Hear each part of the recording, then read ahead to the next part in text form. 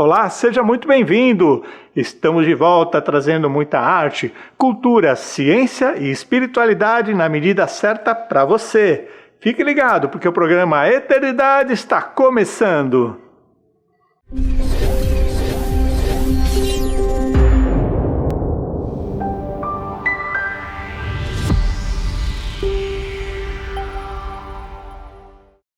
Quais as primeiras ideias que os homens da antiguidade faziam da Terra? O que eles pensavam a respeito do movimento do Sol, da Lua e das estrelas? Como a Igreja se defendia das ideias modernas de rotação e translação da Terra?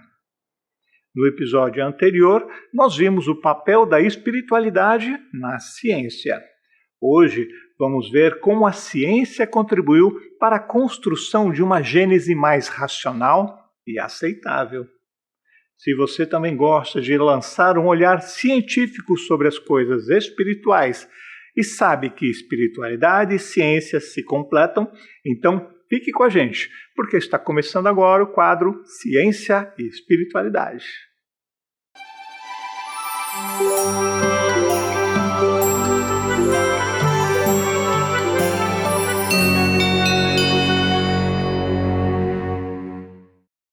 A primeira ideia que os homens tiveram sobre a Terra, o movimento do Sol, da Lua e das estrelas se baseou apenas naquilo que eles podiam ver e sentir. Ignorando as leis da física, que eu já falei em episódios anteriores, e não tendo nenhuma tecnologia com a qual pudessem observar os astros, esses povos antigos acreditavam apenas naquilo que os seus olhos podiam enxergar. Eles viam o sol nascer de manhã de um lado do horizonte e se pôr à noite do lado oposto. Isso os levou a acreditar que era o sol quem girava em torno da Terra e esta permanecia imóvel, pois eles não sentiam os efeitos da sua velocidade.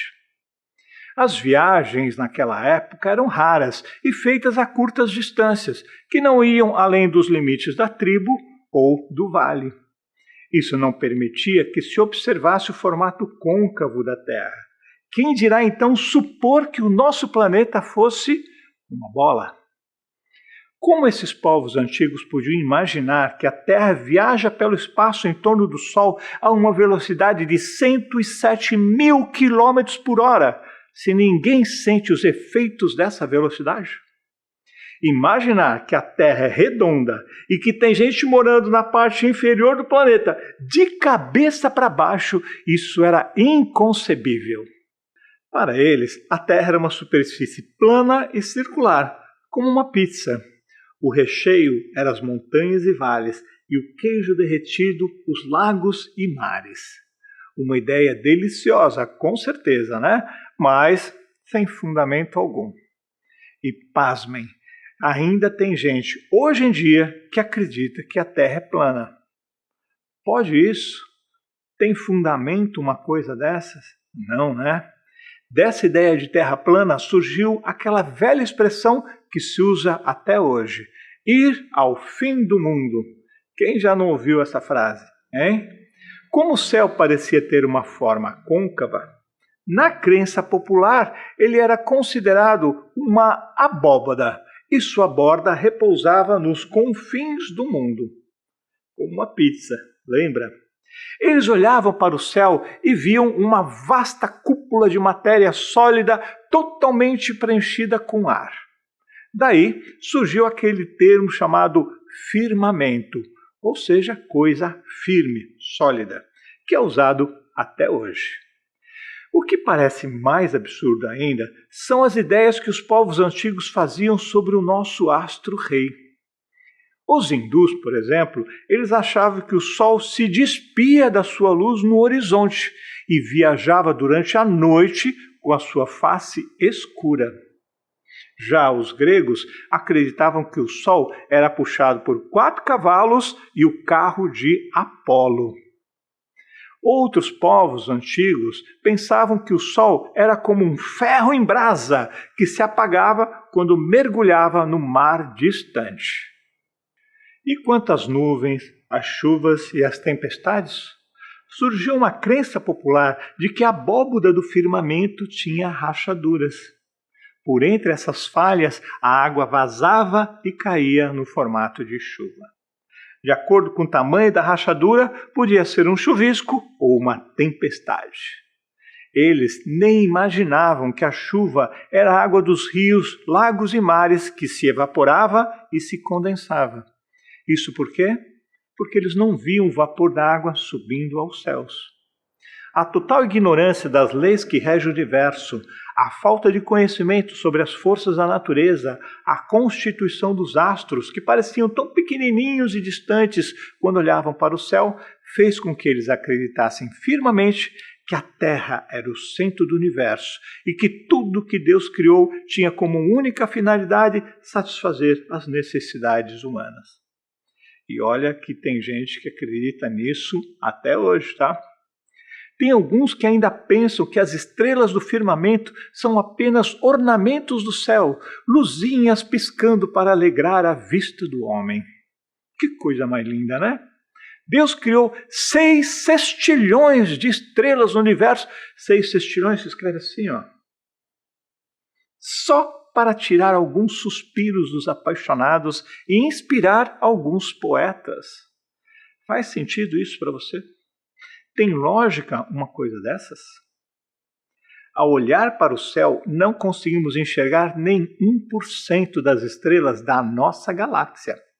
É impossível ver a olho nu as outras 100 milhões de galáxias que o telescópio Hubble catalogou. E o novo telescópio James Webb, esse novo que está aí, encontra 2 ou 3 novas constelações todos os dias e está fazendo cair por terra muitas teorias sobre a formação e o tamanho do universo e reescrevendo a teoria da relatividade de Einstein. Pois é, em breve nossos livros de ciências precisarão ser reescritos, pois as noções de tempo e espaço estão mudando rapidamente. Os povos antigos fizeram centenas de conjecturas sobre o cosmos, que hoje, através da tecnologia sofisticada, provamos que eram absurdas, mas eram aceitáveis para a época. Um poeta grego chamado Hesíodo era fascinado pelas estrelas e ele as descreveu como sendo a morada dos deuses. Junto com Homero, Hesíodo foi um dos precursores da religião grega. Das obras de Homero e Hesíodo nasceram as crenças sobre o céu e o inferno. Segundo essa teoria, o inferno era localizado nas profundezas da terra e era o local destinado aos pecadores. Já o céu era a morada dos deuses e dos bem-aventurados. Como não se podia aceitar a ideia de que um homem comum, por mais bondoso e honesto que fosse, poderia habitar o mesmo lugar que os deuses gregos, dividiu-se o céu em camadas sobrepostas. Os deuses habitavam a última camada, chamada de sétimo céu. As pessoas bondosas e caridosas se distribuíam nos céus inferiores. Relata-se que São Paulo apóstolo foi elevado ao terceiro céu.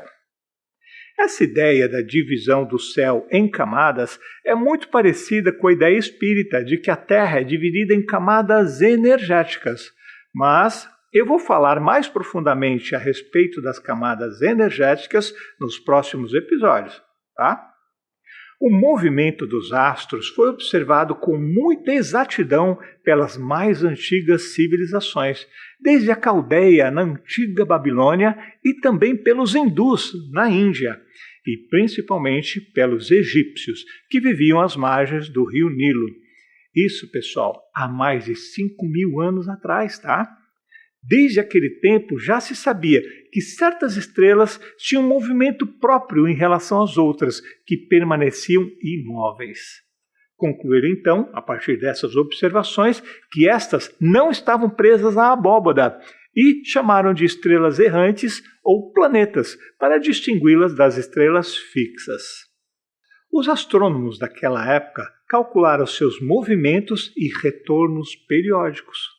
Notaram também que a estrela polar permanecia imóvel nas 24 horas do dia, enquanto as outras descreviam círculos ao seu redor, uns maiores, outros menores, conforme a distância que se encontrava da estrela central. Sabe o que essa observação constatou? a inclinação do eixo da Terra. Com as viagens a grandes distâncias em direção ao sul, pôde-se notar a diferença dos aspectos do céu, de acordo com as latitudes e as estações do ano. Observando que a estrela polar ela variava a sua altura no céu conforme se viajava em direção ao sul, abriu caminho para a percepção da redondeza da Terra. Isso sem instrumentos, tá? Apenas pela observação a olho nu. Gente, eu estou falando de milhares de anos atrás, tá? Sabia que há quase 1000 anos antes de Cristo, Tales de Mileto, na Ásia Menor, comprovou que a Terra é uma esfera? Pois é. E ele ainda mostrou que o eixo da Terra é inclinado e desvendou o mistério dos eclipses solar e lunar. Impressionante, não é? Foi assim que, pouco a pouco, foi se tendo uma ideia mais exata sobre o nosso sistema planetário. Mas ainda tinha muito mais a ser descoberto. Um século depois de Tales de Mileto, há cerca de 500 anos antes de Cristo, Pitágoras descobre o movimento de rotação da Terra sobre o seu próprio eixo e também o seu movimento anual ao redor do Sol. Pitágoras ainda incorpora os planetas e os cometas no nosso sistema solar. 160 anos antes do nosso Mestre Jesus nascer, surge uma invenção que revolucionou a astronomia antiga. Sabe que invenção é essa? Hiparco de Alexandria, no Egito, sempre o Egito, né? Inventou o astrolábio. Esse equipamento aqui, ó. Você percebe como nenhum conhecimento nasce ao acaso? Tudo está conectado e se encadeia sucessivamente, acrescentando ou retirando, corrigindo as informações anteriores. Essa é a lei do progresso. Com o astrolábio, era possível calcular e predizer quando os eclipses iriam acontecer. Também era possível se observar as manchas solares, o ano trópico e as revoluções da Lua com precisão exata. Embora essas descobertas e invenções fossem preciosíssimas para o progresso da ciência, elas levaram cerca de 2000 anos para se popularizarem. Mas por que isso? Por que esconder das pessoas informações tão preciosas? Os americanos têm um ditado que explica isso. Conhecimento é poder. Era imperioso para a igreja manter a ideia de que os pecadores vão para o inferno e que os justos e benevolentes vão para o céu. Era preciso manter-se a crença popular de que a Terra é o centro do universo e que o homem é a mais sublime das criações de Deus. E quem se opusesse a esses dogmas arcaicos e ultrapassados e se atrevesse a abrir a boca para revelar esses segredos, acabavam se queimando. E não era no sentido figurado não, tá? Há cerca de 140 anos da era cristã, Ptolomeu, um dos nomes mais importantes da escola de Alexandria, acrescentou mais descobertas ao nosso sistema solar e planetário. A mais importante delas é que as estrelas que nós achávamos que eram fixas também se movem e fazem uma revolução completa em 25.816 anos. Veja que precisão! Com a invenção do telescópio por Galileu Galilei em 1609, caiu por terra a ideia dos céus sobrepostos. As observações astronômicas feitas a partir desse instrumento fantástico mostrou que o Sol é apenas um entre bilhões de astros espalhados pela imensidão do universo. A Terra caiu de patamar do centro do universo para ser apenas mais um planeta girando incessantemente ao redor de sua estrela.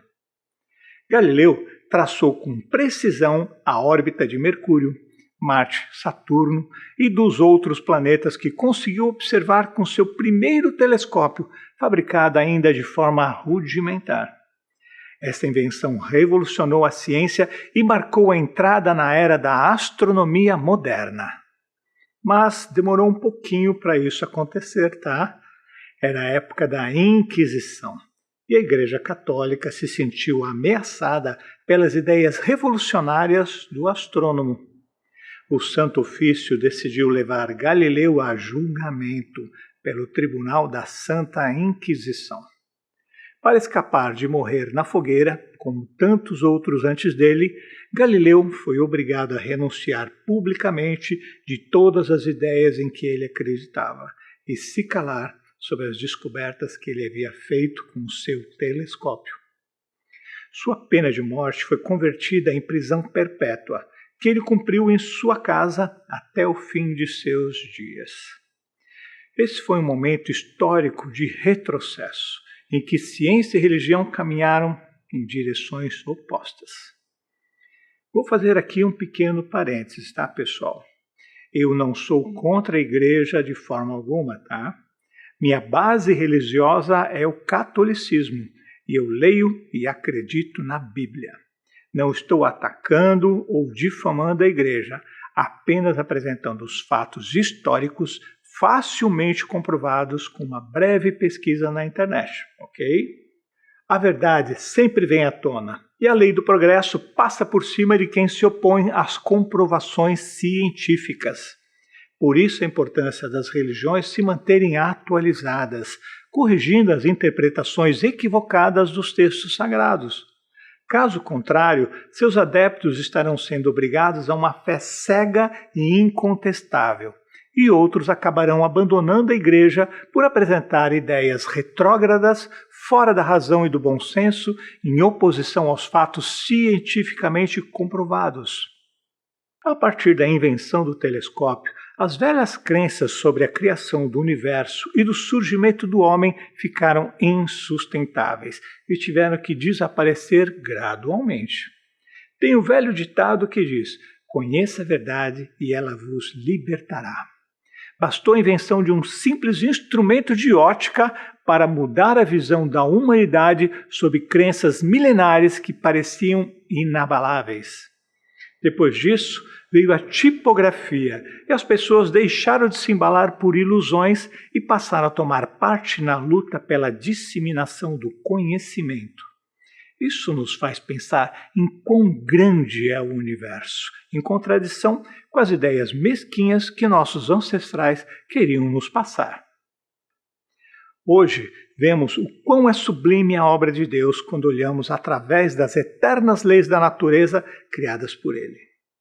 Quanto tempo, quantos esforços de gênio, quanto devotamento foi necessário para abrir os olhos das criaturas e, finalmente, arrancar-lhes o véu da ignorância. Esses heróicos cientistas do passado abriram os caminhos para que novos sábios pudessem trilhar, para completarem a obra iniciada. Kepler, na Alemanha, descreveu as órbitas elípticas dos planetas. Newton, na Inglaterra, descobriu a lei da gravidade. Laplace, na França, desvendou a mecânica celeste.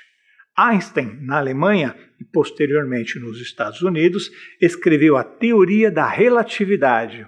Elon Musk, nos tempos atuais, com o projeto das viagens espaciais e a colonização de Marte, e tantos outros mestres que fizeram a ciência dar um salto rumo ao futuro.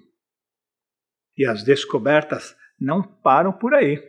O novo telescópio James Webb está desvendando os confins do universo e suas novas descobertas estão reescrevendo alguns conceitos básicos da ciência moderna. E quer saber mais? Se você pegar o livro da Gênese de Moisés e fizer uma releitura usando os conhecimentos científicos que temos hoje, você verá que ciência e religião se completam e se comprovam. Basta ter os olhos para ver e ouvidos para ouvir. Uma mente aberta jamais poderá voltar ao seu tamanho anterior.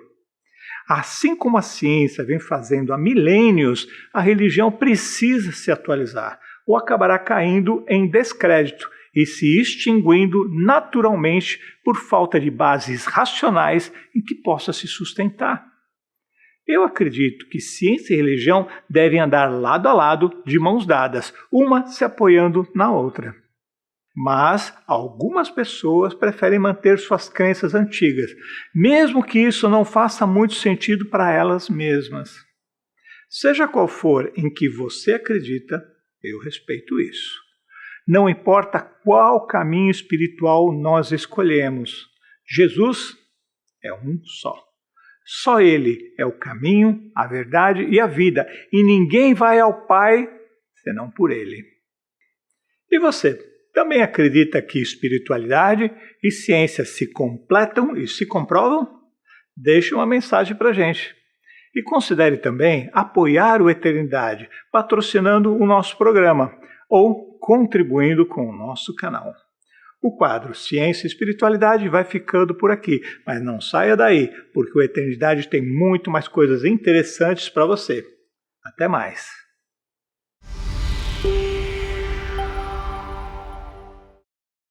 Uma senhora está sozinha, sentada em um banco de cemitério embaixo de uma árvore, observando o funeral à sua frente. Uma moça percebe a sua presença e se aproxima para puxar conversa. O que aquela velha senhora está fazendo sozinha ali? Quem é essa garota simpática que está tentando conversar com essa estranha? Quer saber como essa história termina? Senta que eu vou te contar.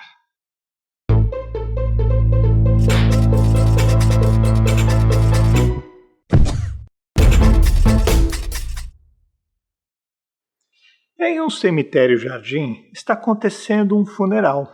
Alguns parentes e amigos estão ao redor do caixão, enquanto que um dos presentes lê uma passagem do Evangelho. Uma senhora está de pé, amparada por 2 filhos. Ela está vestida de preto e visivelmente emocionada, segurando o choro o mais que pode. Márcia, a filha mais nova, está um pouco mais atrás e, percebendo que sua mãe não está bem, vai até ela tentar confortá-la. Mas a senhora está muito emocionada e não ouve a filha. A menina insiste, fazendo a mãe se lembrar de que a morte não é o fim e que a vida continua do lado de lá. Mas mesmo para aqueles que acreditam na sobrevivência do espírito, a perda de um ente querido é uma dor insuportável. Aquela triste senhora não consegue mais segurar o choro que vem acompanhado de soluços. O filho mais velho puxa a cabeça da mãe para o seu ombro, amparando-a com carinho. Márcia compreende que não há muito o que fazer agora. Sua mãe não estava preparada para aquela tragédia que abalou a sua família. Enquanto aguarda a interminável leitura, a menina vê uma senhora de cabelos brancos sentada sozinha em um banco de jardim debaixo de uma árvore frondosa. Com a curiosidade típica de um adolescente, ela vai ao encontro da mulher. Ao chegar próxima ao banco onde a senhora está sentada, ela percebe que aquela mulher está observando atentamente outro funeral que está acontecendo próximo ali, um pouco mais abaixo. Márcia senta-se ao lado dela e tenta puxar conversa, perguntando por que ela não se junta à família e amigos que estão diante do caixão, prestando suas últimas homenagens. A mulher lança um olhar de aborrecimento para a menina e não responde nada. Mas ela não se dá por vencida e insiste, perguntando de que forma ocorreu o desenlace. A mulher responde secamente que não quer conversar e pede que a menina a deixe em paz. Mas já sabe como ela é, né? Márcia sentiu que essa senhora estava sofrendo muito por não aceitar a morte que vem sem esperar e sem pedir licença. Mesmo sem resposta, falou tudo o que aprendeu na evangelização, onde ajudava a coordenadora a cuidar dos pequeninos. Contou sobre a vida eterna, as colônias espirituais, sobre a lei de causa e efeito e sobre a reencarnação. A mulher resmungou alguma coisa, contrariada com a presença da garota. Um rapaz que está no mesmo funeral da senhora olha com estranheza para o banco onde elas estão sentadas e cutuca uma moça ao lado que olha para onde o rapaz está apontando. Ela arregala os olhos assustada, faz o sinal da cruz e olha em frente. Começa a balbuciar alguma reza decorada. Puxa a camisa do rapaz para que ele também olhe para frente. Para se ver livre daquela menina insistente, a mulher responde que não acredita na vida após a morte e em outras bobagens que Márcia lhe falou. Para ela, morreu, acabou. Dentro do que ela aprendeu, após a morte, o espírito que é mau vai para o inferno. E quem é bom vai para o céu e fica aguardando o dia do juízo final. Márcia não consegue conter o riso, mas logo se recompõe para não ofender as crenças daquela senhora. Pede desculpas e explica que ela discorda de suas palavras, pois acha que Deus, em sua infinita bondade, sabedoria e justiça, não ia permitir que um espírito ficasse pela eternidade sem fazer nada, olhando para o vazio, esperando um juiz para lhe dar a sentença e aplicar-lhe a punição ou absolvição. A mulher se surpreende com os conhecimentos da menina sobre a espiritualidade. Ela diz coisas que fazem sentido, mas que ela nunca ouviu falar. A mulher pergunta se ela acredita que Jesus morreu na cruz para pagar pelos nossos pecados. Ela responde que acredita que ele morreu por nós, sim, mas não foi para nos isentar de qualquer culpa que possamos ter. Ele morreu para nos ensinar o caminho até Deus. Morreu dando-nos o exemplo de como viver. Aquela senhora está reconhecendo que as coisas que Márcia diz fazem muito sentido e arrisca uma pergunta.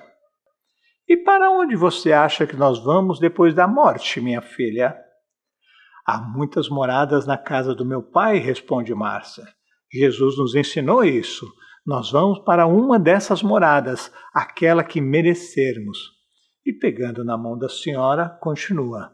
Vamos ficar junto daqueles que amamos e que partiram antes de nós. Juntos, vamos preparar uma nova etapa da nossa vida, a reencarnação.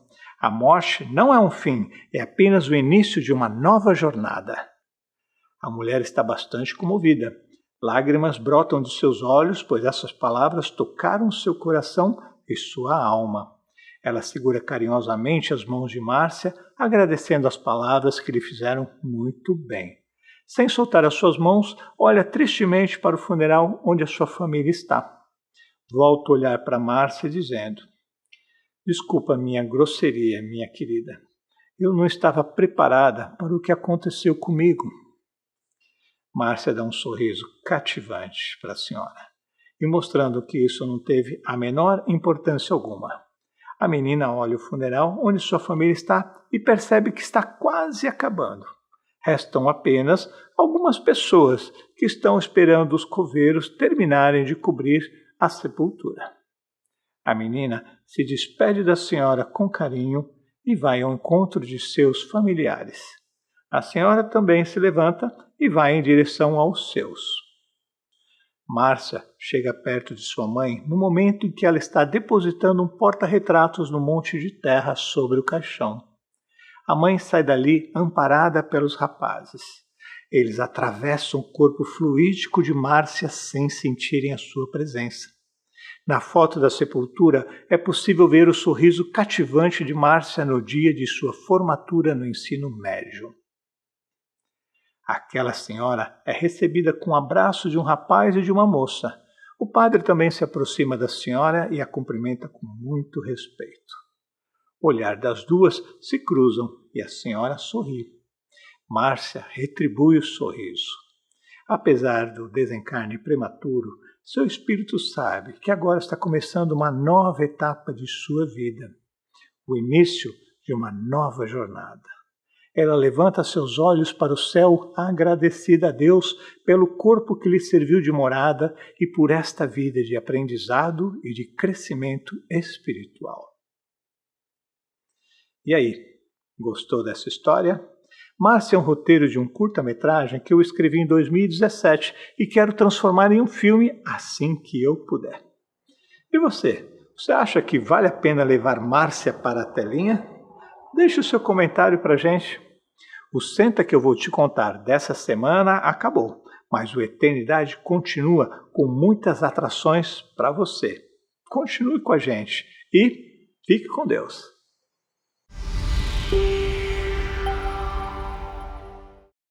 Estamos de volta com o nosso programa Eternidade. E agora, com esse quadro que vocês comentaram bastante, Vocês estão gostando bastante, né? Bastidores do Bem. É um espaço onde nós trazemos artistas e personalidades que fazem a diferença na sua localidade, utilizando a sua arte, utilizando o seu talento para levar o bem para as pessoas. Seja uma mensagem, seja um alimento, seja algo que lhe conforte no seu coração. E hoje ele está de volta, atendendo a pedidos. Ele está de volta. Sabe quem? Você vai saber depois da vinheta. Solta a vinheta, Caio.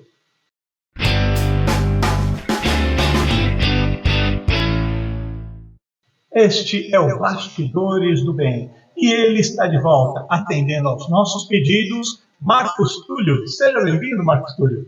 Obrigado, é uma satisfação estar aqui novamente, a seu convite, Marcelo, para mais esse programa Eternidade, que tem já trazido muita satisfação em termos desse trabalho realizado como esse quadro Bastidores do Bem. Gratidão por estar aqui. Vocês devem estar lembrados, o nosso programa inaugural, a nossa estreia, nosso primeiro programa foi com Marcos Túlio. Ele estava falando sobre o nosso filme O Anjo, uma produção que foi feita aqui em Blumenau, aqui em Santa Catarina. E hoje eu trouxe o Marcos para falar de um outro assunto também com arte. É do grupo Mensageiros de Luz, do qual ele faz parte e que minha querida amiga Jussara Quintana é a nossa diretora. Jussara, ainda estou esperando você aqui, querida. Vamos marcar essa entrevista, né? Vem para cá. Marcos, no Renúncia, que é um espetáculo que eu achei maravilhoso, que foi o primeiro espetáculo que eu assisti de vocês, do Mensageiros de Luz, e que foi o que me inspirou a convidar vocês a fazer parte do filme O Anjo. Você fez ali, acho que uns 2 papéis, né? Foram 3 personagens. 3 personagens. Tínhamos ali o Antênio, né, que era o mentor espiritual. Aquele no começo, né? No começo, aquele anjo, né? Sim. A Jussara Quintana sempre me dá esses papéis assim mais evoluídos, angelicais. Aí já veio o anjo e agora o Dante. Não é porque ele é um anjo, não é porque tem muita coisa dentro. Depois eu fiz também o Cirilo, né, que o Cirilo era o esposo da Madalena Villamil. Né, e também eu fiz o médico espanhol. Né. Então foi muito 3 personagens nesse sentido. Foi muito marcante você falar em espanhol ali, né? As suas falas eram... É porque quando as falas são muito próximas, para fazer uma identificação do personagem, nós podemos dar as contribuições, ajustar a avalia, na maioria das vezes ela está ótima. E aí tinha que bolar uma forma diferente, né? O Antênio com aquela voz mais impostada, de anjo superior. O Cirilo, uma voz normal, a minha voz normal. E depois o médico espanhol tinha que fazer uma outra voz. Eu digo, como é que eu vou fazer isso? E aí veio essa ideia de dizer, por que eu não posso entrar com o espanhol? Então dá um exemplo pra gente, faz uma fala em espanhol. Tinha que falar meio espanhol de maneira que as pessoas compreendessem o que estava sendo dito. Então tinha que chegar, permiso, senhor. Buenos días. Creio que a enferma está muito mal. Então, está muito cerca de la muerte. Parece uma novela mexicana.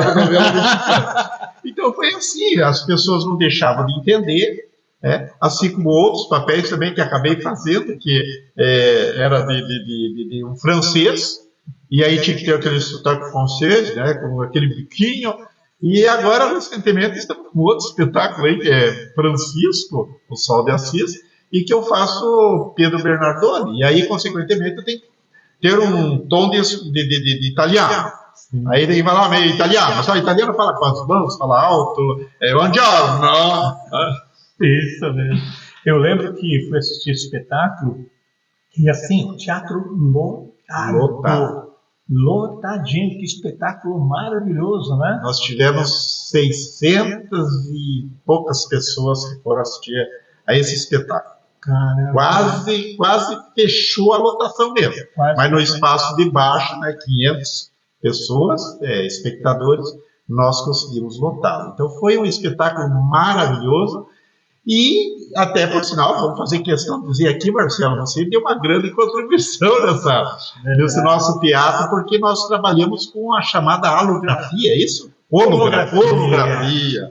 Eu acho que você pode explicar para o público o que é isso. Né? Explica primeiro como você viu isso, e eu vou falar tecnicamente o que aconteceu. Eu achei fantástico, Marcelo, porque parecia que a coisa estava acontecendo. Na verdade era uma tela que era uma gravação feita de um momento assim sublime naquela peça. Então eu achei assim fantástico como que as pessoas se entusiasmaram e disseram, como é que foi feito isso? Parecia coisa... Deu um burburinho. O que aconteceu, tecnicamente falando para vocês, nós fizemos uma projeção holográfica. Holografia ainda não existe, né? Não é possível fazer uma holografia no ar. Você ainda precisa de uma tela e a gente usa uma tela transparente, então você não vê a tela. E ali foi o desencarne, né? O desencarne dela. E no momento ali do desencarne, houve o despertar, o desligamento do espírito com o corpo. Então você via ela deitada, né, o seu corpo morto e o seu espírito levantando, saindo do corpo, sentando ao lado, levantando, olhando para o seu próprio corpo ali, fazendo, né, abençoando, agradecendo por ter tido a oportunidade ali de usar esse equipamento, né? Então saiu raios de luz da sua mão, deu a volta, abraçou ali o seu amado, e aí vieram 2 seres de luz, pousaram ali, abraçaram ela, acolheram e saíram. Aquilo foi muito lindo, foi muito difícil de se fazer também. Tecnicamente, também de montar aquilo e apresentar. Mas valeu a pena porque o resultado foi fantástico. Fantástico. Né? E hoje até está mais comum, né, na televisão, quando você assiste um programa que vão apresentar lá o tempo, por exemplo, é como se a pessoa estivesse ali ao lado, mas no fundo é uma tela holográfica. Né? Isso. Ô Caio tem um pedacinho aí, nós gravamos essa apresentação, né? Então você tem um pedacinho aí, solta um pedacinho do Renúncia pra gente, Caio. De comprometer para sempre a paz da minha alma. Compreendi cruelmente que não pode haver paz fora do dever cumprido.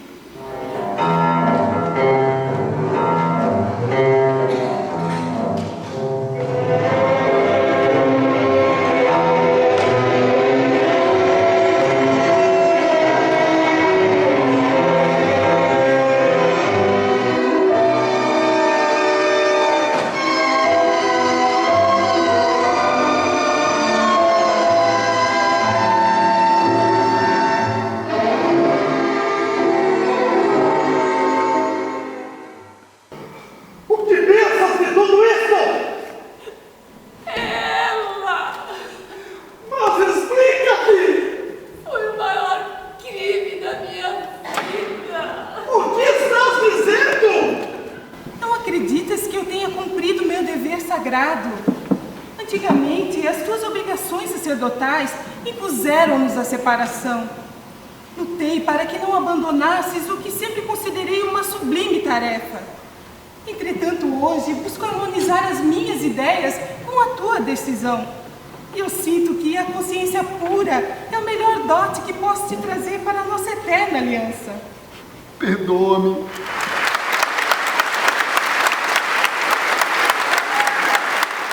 E esse foi um pedacinho do espetáculo Renúncia. Que coisa mais linda.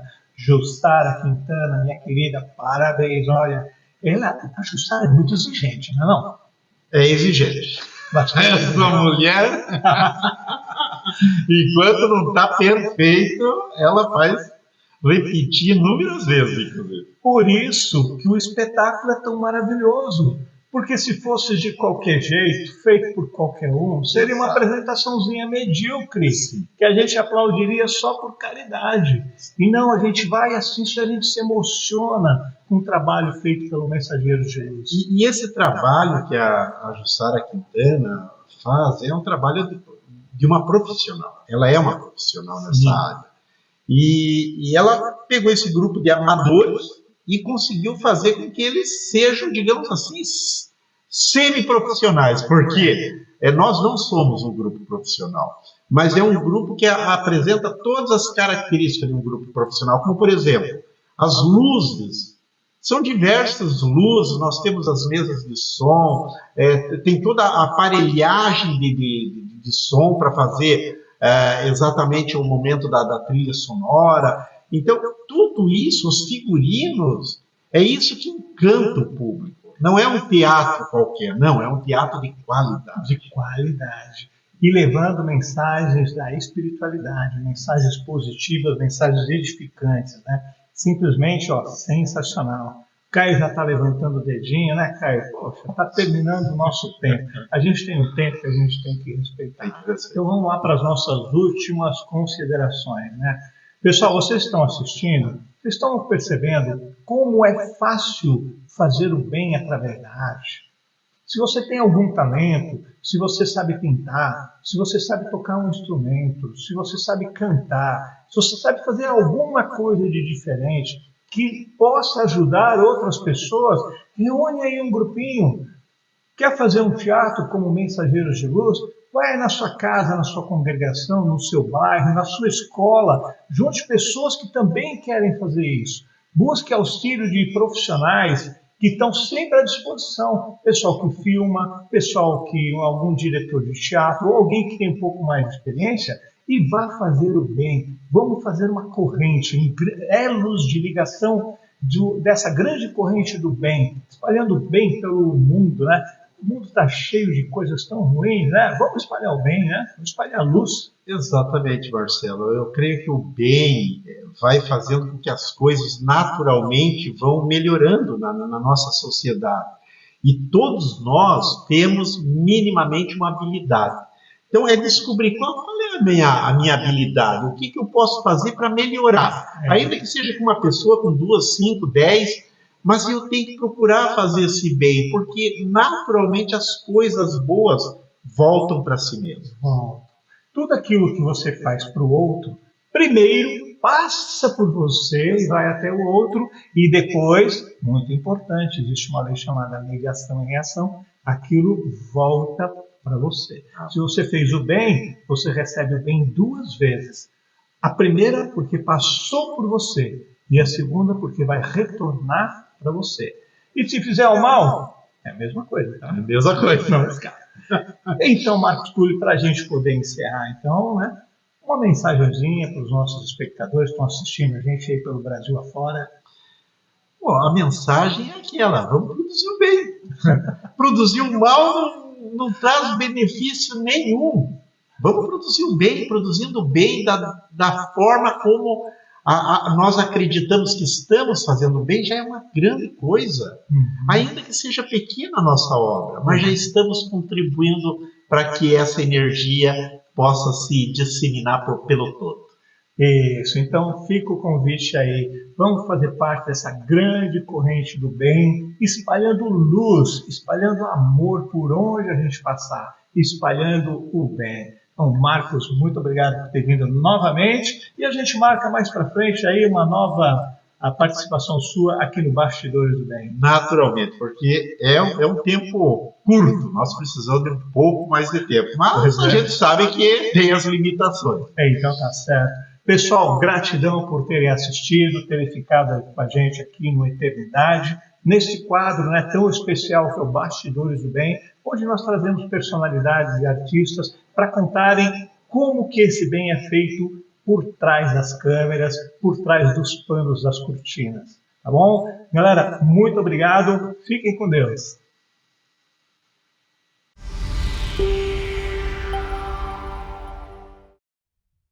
Olá, seja muito bem-vindo. Está começando novamente o Espaço do Bem. Esse espaço reservado para aqueles artistas que usam a sua arte, usam o seu talento para levar mensagens positivas, mensagens edificantes para as pessoas.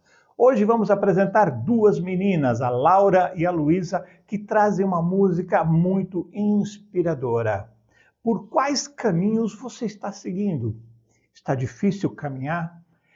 Quais os obstáculos você está enfrentando? Quando você tem alguém do teu lado que te estende a mão, o caminho se torna muito mais fácil. Com vocês, Laura e Luísa.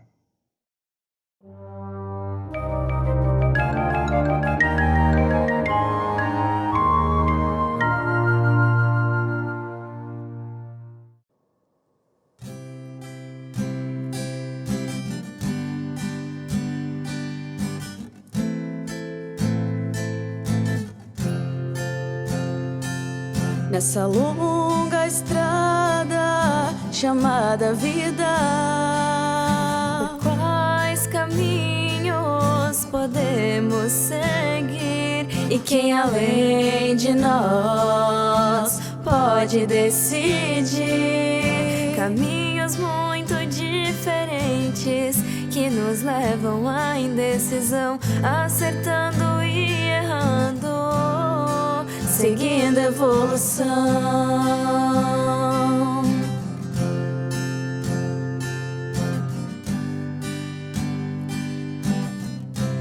Nessa intensa caminhada não andamos sozinhos, pois os laços de espírito nos ligam aos irmãos. As amizades que criamos nos ajudam a seguir ao mar de tantas eras, de mãos dadas para evoluir. Estende a mão ao seu irmão, pois juntos se torna mais fácil a missão. Unificar, transformar e amar num só coração. Estende a mão ao seu irmão, pois juntos se torna mais fácil a missão. Unificar, transformar e amar num só coração. Se percorremos o caminho em união com os irmãos, tudo fica mais fácil.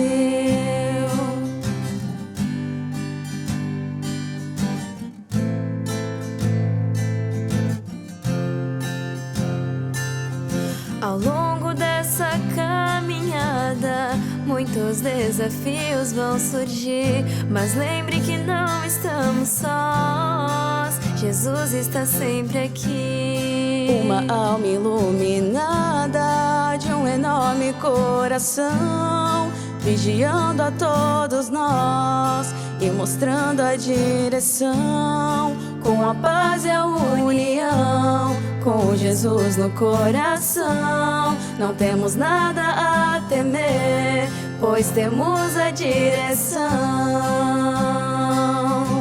Oh, oh, oh.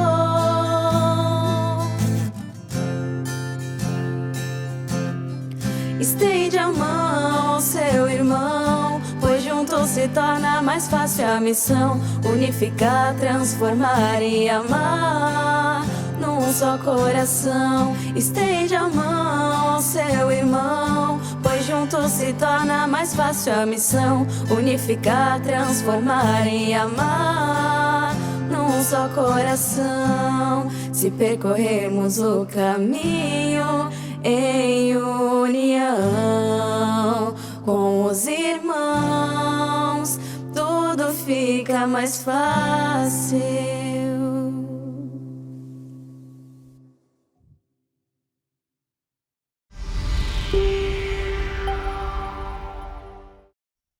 Olá, estamos começando mais um Viva Feliz, um momento de reflexão para levar a nossa alma e alegrar o nosso coração. Eu sou Laiana e eu trago para vocês uma mensagem linda, inspirada no livro Vida Feliz, de Joana de Ângeles, psicografado por Divaldo Franco. Roda a vinheta, Caio!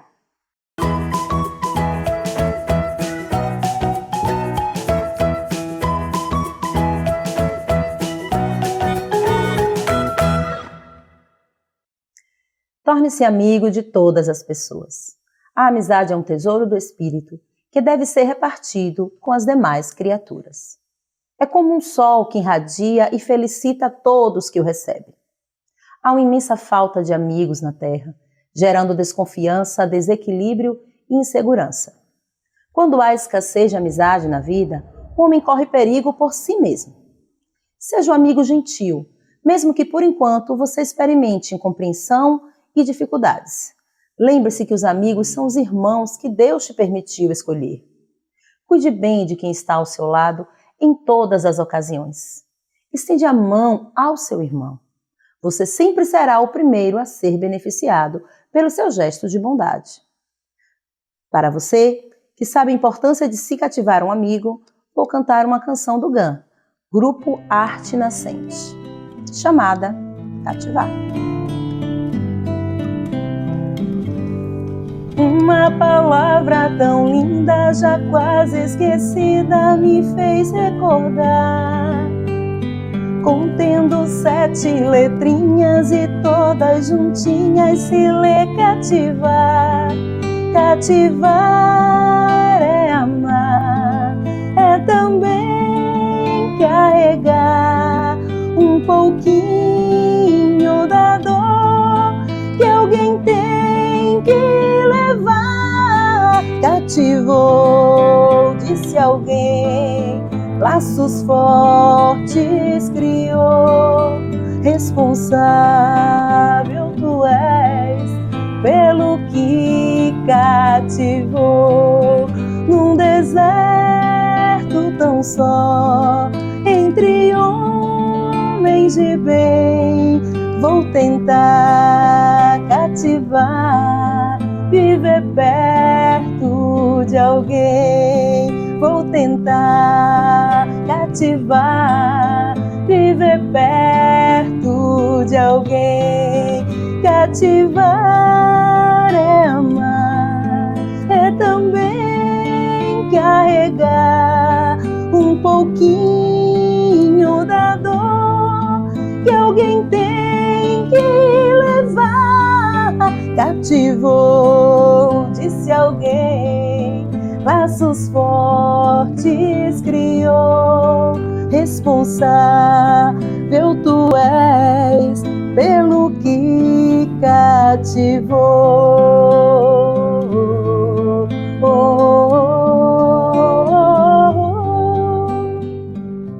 Que a nossa energia de amizade possa cativar seu coração, unindo nossas almas nessa grande corrente do bem. O programa Eternidade vai ficando por aqui, mas a gente se vê na próxima semana. Um beijo no seu coração e fiquem com Deus.